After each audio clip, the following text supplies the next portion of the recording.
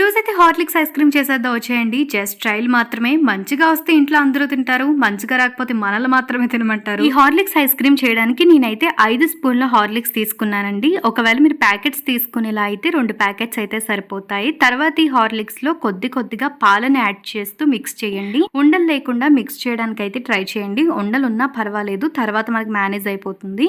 తర్వాత వచ్చేసి 2 గ్లాసుల పాలు అయితే తీసుకోండి. నేను ఇక్కడ కాసేసిన పాలు తీసుకుంటున్నాను కాబట్టి నేనైతే ఎక్కువసేపు మరగబెట్టట్లేదు.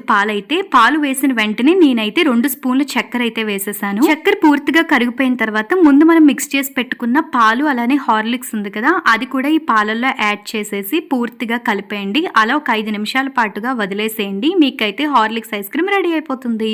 బాగా చల్లారిన తర్వాత అప్పుడు ఐస్ క్రీమ్ మౌల్డ్స్ లోకి అయితే ట్రాన్స్ఫర్ చేసేసుకోండి. మన ఐస్ క్రీమ్ అయితే రెడీ అయిపోయిందండి. ఎక్స్పెక్ట్ చేసిన దానికన్నా చాలా బాగా వచ్చింది. మన ఛానల్ టార్గెట్ 1000 సబ్స్క్రైబర్స్ అండి. Please subscribe.